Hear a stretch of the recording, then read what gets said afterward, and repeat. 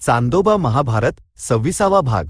पांडवांचा वनवास. दुःशासनाच्या प्रवृत्तीने दुर्योधन आपल्या पित्यापाशी गेला आणि म्हणाला, जुगारात जिंकलेले सर्व काही तुम्ही गमावले आहे.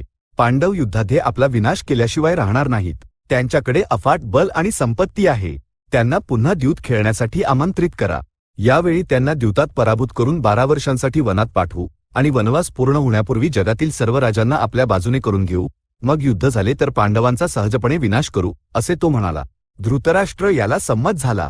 भीष्म, द्रोण, विदुर यांसारख्या अनेक थोर पुरुषांनी विरोध केला. गांधारीने अत्यंत दृढतेने मार्ग रोखला. कौरव कुळाचा नाश होईल असे तिने सांगितले. कुळाचा नाश झाला तरी चालेल, परंतु जुगार थांबवणे आपल्या हातात नाही, असे धृतराष्ट्र आपल्या पत्नीला म्हणाला. असे म्हणतच त्याने पांडवांना द्यूतासाठी आमंत्रित करण्यासाठी प्रातिकामीला पाठवले. पुन्हा द्यूत खेळणे अत्यंत धोक्याचे आहे हे माहीत असूनही धर्मराज आपल्या बंधूंना आणि परिवाराला सोबत घेऊन द्यूत खेळण्यासाठी हस्तिनापुरात आला. द्यूत खेळण्यापूर्वी शकुनी धर्मराजाला म्हणाला, यावेळच्या द्यूताचा पण असा आहे की जो हरेल त्याने वल्कले परिधान करून 12 वर्षे वनवास करावा आणि त्यानंतर 1 वर्ष अज्ञातवास करावा. अज्ञातवासाच्या काळात जर ते प्रकट झाले तर त्यांना पुन्हा 12 वर्षे वनवास आणि परत 1 वर्ष अज्ञातवास करावा लागेल. 13 वर्षांनंतर प्रत्येक पक्ष आपापल्या राज्यावर शासन करू शकतो, असे तो म्हणाला. शकुनीने सांगितलेले हे नियम ऐकून सभेतील लोक अत्यंत भयभीत आणि व्याकुळ झाले. धृतराष्ट्र बुद्धिहीन होऊन पुत्राच्या इशाऱ्यावर नाचत असताना थोर लोक त्यांना का रोखत नाहीत, असे काही जण उच्च स्वरात ओरडले. धर्मराजाने ते शब्द ऐकले आणि शकुनीला म्हणाला, राजधर्माचे पालन करण्याचा संकल्प केलेल्या माझ्यासारख्या व्यक्तीला कपटी लोकांनी द्यूतासाठी आमंत्रित केले तरी येथे येऊन द्यूत खेळावेच लागेल, असे तो म्हणाला. शकुनीने फासे टाकले. धर्मराज पण हरला. पणाच्या नियमानुसार धर्मराज, त्याचे बंधू आणि द्रौपदी वल्कले परिधान करून, जटा धारण करून, हरणाचे चामडे घेऊन वनवासाला जाण्यासाठी सिद्ध झाले. त्यांना पाहून दुःशासन म्हणाला, इतक्या काळानंतर पांडवांच्या संकटांचा आरंभ पाहणे हे आमच्या जीवनाचे सार्थक आहे. आता दुर्योधनाच्या शासनात कोणताही अडथळा राहणार नाही. ऐश्वर्याच्या गर्वामुळे या पांडवांनी आम्हाला अत्यंत तुच्छ समजले होते.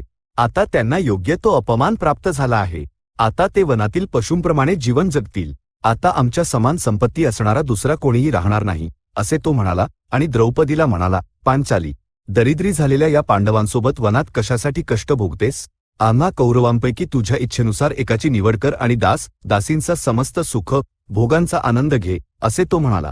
भीमाने हे शब्द ऐकले आणि सिंहासारखी गर्जना करत म्हणाला, अरे पाप्या, शकुनीने खेळलेल्या मायावी द्यूतामुळे तुला इतका माज आला आहे का? अन्यथा तू अशा प्रकारे बरळू शकला असतास का? जेव्हा मी युद्धात तुझ्या सांधानी सांधा तोडून तुझा वध करीन तेव्हा मी तुला काय म्हणतो हे सर्वजण ऐकतील. केवळ तुलाच नाही तर तुझ्या आश्रयाला असलेल्या सर्व लोकांना मी यमलोकात पाठवून देईन. हीच माझी प्रतिज्ञा आहे, असे तो म्हणाला. तत्पश्चात भीम दुर्योधनाकडे वळाला आणि म्हणाला, अरे मूर्खा, आत्ताच काय झाले आहे? युद्धात ज्या दिवशी तुझा वध करीन त्या दिवशी या सर्व गोष्टींचे उत्तर देईन, असे तो म्हणाला. त्यानंतर जेव्हा पांडव द्यूताच्या स्थानावरून प्रस्थान करत होते तेव्हा भीमाने मागे वळून सभेकडे पाहिले आणि म्हणाला, लक्षात ठेवा, युद्धात या पापी दुर्योधनाचा मी भयंकर प्रकारे वध करीन. याचा मित्र कर्ण, याचा अर्जुन आणि या शकुनीचा आमचा सहदेव वध करतील. या दुष्ट चौकडीचा मृत्यू आमच्याच हातून लिहिलेला आहे. त्याला कोणीही टाळू शकत नाही, असे तो म्हणाला. भीमाच्या मार्गात अर्जुन आला आणि म्हणाला, केवळ शब्दांनी काय लाभ?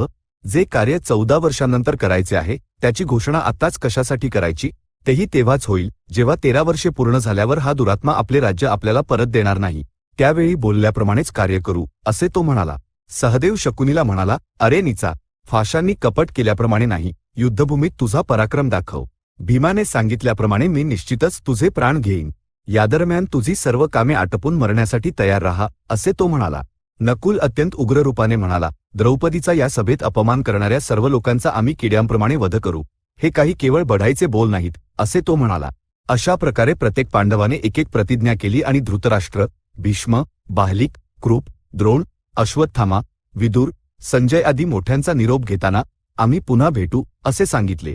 दुष्ट चौकडीच्या भयाने अन्य कोणीही काही बोलले नाही, परंतु विदुर मात्र धर्मराजाला म्हणाला, कपटाने हारणाऱ्याने आपल्या पराजयावर शोक करण्याचे कारण नाही. तुझ्याकडे रत्नांसारखे बंधू, बुद्धिमती द्रौपदी आणि ज्ञानी धौम्य असताना तुला कोणतीही उणीव भासणार नाही. ऐक्य असलेल्या तुम्हा भावांमध्ये कोणीही भेद निर्माण करू शकत नाही. तुम्हाला कोणी पराभूतही करू शकत नाही. तुमची माता वृद्ध आहे, ती तुमच्यासोबत वनात राहू शकत नाही. म्हणूनच मी तिला माझ्या घरी ठेवून तिची देखभाल करीन. तू यासाठी आपली अनुमती दे आणि प्रस्थान कर. तुझे कल्याण असो. आम्ही पुन्हा भेटू, असे तो म्हणाला आणि त्याने अनेक हितकारक वचने सांगितली. धर्मराज विदुराला म्हणाला, तुम्ही माझ्यासाठी पिता आणि गुरु समान आहात. तुम्ही जसे निर्देश दिले आहेत मी तसेच आचरण करीन असे तो म्हणाला. द्रौपदीने अंतःपुरात उपस्थित असलेल्या कुंती, गांधारी आणि इतर पुण्यवान स्त्रियांना प्रणाम केला. आपल्या सखींना मिठी मारली आणि डोळ्यांत अश्रू आणून म्हणाली, मी वनवासाला जात आहे असे ती म्हणाली. कुंती तिला म्हणाली, तुला सर्व काही ज्ञात आहे. पती सीये मात्रा पत्नीने राहणे हा नैसर्गिक धर्म आहे, म्हणून तू डोळ्यांत अश्रू आणू नकोस. जर तू खरोखरच क्रोधाने पाहिले असतेस तर हे कौरव भस्म झाले असते. मी तुझ्याकडे एकच याचना करते, इतर चौघांपेक्षा सहदेवाची अधिक काळजी घे. तो बालपणापासूनच अत्यंत सुकुमार आहे, कष्ट सहन करू शकत नाही. त्याचे थोडे विशेष लक्ष ठेव. जा पुत्री, धर्माचाच विजय होईल आणि तुम्हाला सुख प्राप्त होईल असे ती म्हणाली. सुटलेल्या केसांचा उच्च स्वरात विलाप करत द्रौपदी अंतःपुरातून बाहेर पडली. कुंती लगेचच तिच्या मागे आपल्या पुत्रांपाशी आली. ते मुनींचा वेश परिधान करून वनात जाण्यासाठी प्रस्थान करत होते. कुंतीने त्यांना पाहिले आणि डोळ्यांतून अश्रूंच्या धारा वाहू लागल्या. माझ्या पुत्रांनो, तुम्ही धर्माचे अत्यंत श्रद्धेने पालन करत होतात, तरीही तुम्हाला वनवास प्राप्त झाला. देव अनुकूल नव्हता की माझ्या पोटी जन्म घेतल्यामुळे तुम्हाला ही शिक्षा मिळाली. वनांमध्ये तुम्ही कसे राहणार? तुमची ही दुर्दशा न पाहता शरीर त्यागणारे तुमचे पिता आणि त्यांच्यासोबत गेलेली माद्री भाग्यवान आहेत. मीच काहीतरी मोठे पाप केले असेल जे तुमच्या कष्टांना पाहण्यासाठी जिवंत आहे. यापूर्वी मी तुमच्यासोबत सर्व कष्ट वाटून घेतले होते. आता मला वनात एकटे सोडून जाऊ नका, आपल्यासोबत घेऊन चला. अनाथांचा रक्षक कृष्णही आमच्यासाठी काही करू शकला नाही असे ती म्हणाली. तत्पश्चात ती सहदेवाला म्हणाला, तू वनवासाला जाऊ नकोस बाळा. तू माझ्यापाशी राहिलास तर माझे सर्व पुत्र माझ्या समीप असल्यासारखेच होईल असे म्हणून ती आपले अश्रू रोखू न शकल्यामुळे विलाप करू लागली. विदुराने तिला कशा प्रकारे तरी सांत्वना दिली आणि आपल्या घरी घेऊन गेला. पांडवांनी मातेला वंदन केले आणि वनवासासाठी प्रस्थान केले. द्रौपदी आपले केस विस्कटलेले ठेवून त्यांच्या मागे चालली. धर्मराजाने आपले मुख वस्त्राने झाकून घेतले. भीम आपले खांदे रुंद करून चालला. अर्जुन वाळू विखुरत गेला. नकुलाने आपल्या संपूर्ण शरीरावर भस्म लावून घेतले. सहदेवाने आपल्या पूर्ण शरीरावर अंगभर माती लावून घेतली. धौम्य त्यांच्या पुढे चालत रौद्र आणि यामे सामगान करू लागले. धृतराष्ट्राने विदुराला बोलावले आणि विचारले, पांडव वनवासासाठी कसे गेले? विदुराने सांगितले की ते अशा प्रकारे गेले आहेत. धृतराष्ट्राने विचारले, ते अशा प्रकारे का गेले? विदुर म्हणाला, तुमच्या पुत्रांनी केलेल्या अन्यायाने अत्यंत संतापलेल्या धर्मराजाने आपले मुख वस्त्राने झाकून घेतले जेणेकरून त्याच्या दृष्टीने प्रजाजन भस्म होऊ नयेत. भीमाने संसाराला आपल्या बाहुबलाचे प्रदर्शन केले. अर्जुनाने वाळू विखुरल्याप्रमाणे बाण चालवून शत्रूंचा संहार करण्याचा संकेत दिला. नकुलाने आपल्या शरीरावर भस्म यासाठी लावले कारण त्याचे रूप पाहणारे लोक त्याच्या कष्टांविषयी विचार करून अधिक दुःखी होतील. सहदेवाने अंगभर माती यासाठी लावून घेतली जेणेकरून त्याचा शोक प्रजेला दिसू नये. द्रौपदीने ओली साडी नेसली आणि आपले केस विस्कटून घेतले, ज्यावरून तिने हा संकेत दिला की आतापासून 14 वर्षांनंतर तुमच्या सुना विधवा होऊन अशाच प्रकारे विलाप करतील. धौम्याने दर्भ हातात घेतले आणि येणाऱ्या युद्धात मरणाऱ्यांची उत्तरक्रिया करवण्याचा संकेत देण्यासाठी रौद्र सामाचे पठण केले. राजा, तुमच्या कुबुद्धीमुळे कौरव कुळाचा विनाश निश्चित आहे असे विदुर म्हणाला. पांडव निघून गेल्यावर दुर्योधन, दुःशासन, कर्ण, शकुनी या दुष्ट चौकडीने द्रोणांकडे जाऊन म्हटले, महानुभाव, पांडवांकडून जिंकलेल्या राज्यावर तुम्ही शासन करा, याच्यासाठी तुमच्याशिवाय कोणीही योग्य नाही असे ते म्हणाले. ते ऐकून द्रोण त्यांना म्हणाले, पांडवांना जिंकणे कोणाच्याही वशात नाही. माझ्यावर अत्यंत स्नेह ठेवणाऱ्या दुर्योधन आदींना मी सोडू शकत नाही. पांडव नियमांचे पालन करून युद्धासाठी सज्ज होऊन निश्चितच येतील. माझ्या हातून पराभूत झालेल्या द्रुपदाने महायज्ञ करून मला मारण्यास योग्य पुत्र आणि अर्जुनाची पत्नी बनण्यास योग्य कन्या प्राप्त केली आहे. धृष्टद्युम्न द्रौपदीच्या विवाहाच्या माध्यमातून पांडवांचा समर्थक बनला आहे. यासोबतच कृष्णही पांडवांच्या बाजूने आहे. अर्जुनाच्या समान अतिरथी किंवा महारथी संसारात कोणीही नाही. माझा मृत्यू धृष्टद्युम्नाच्या हातून आहे हे सर्वांनाच माहीत आहे. या सर्वांचे उत्तरदायी तुम्ही लोकच बनला आहात. यापेक्षा मोठ्या शोकाचे कारण काय असू शकते? आता तुम्ही जे करू शकता ते हेच की जर इतरांचे भले करू इच्छित असाल तर धर्मपूर्वक आचरण करा, किंवा जर ताडाच्या झाडाच्या सावलीसारखी सुखे हवी असतील तर या 13 वर्षांत सुखांचा उपभोग घ्या. त्यानंतर कौरवांचा विनाश निश्चित आहे असे ते म्हणाले. हे वचन ऐकून धृतराष्ट्र भयभीत झाला आणि विदुराला म्हणाला, विदुरा, द्रोणाचार्यांचे वचन सत्य आहे. तू वनात जा आणि पांडवांना घेऊन ये. जर त्यांनी येण्यास नकार दिला तर त्यांचा सत्कार करून त्यांना पुन्हा जाण्यास सांग.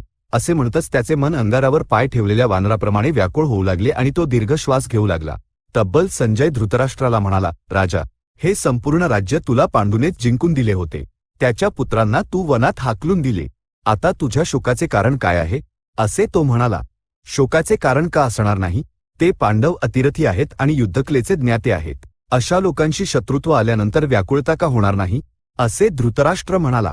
संजय म्हणाला, हे शत्रुत्व तू बुद्धिपूर्वक स्वतःहून ओढवून घेतले आहेस. जेव्हा परमपूज्य भीष्म, गुरु द्रोण आणि तुझा मंत्री विदुर मना करत होते तेव्हा तू त्यांचे ऐकले नाहीस. तुझ्या पुत्राकडे ना बुद्धी आहे ना लज्जा.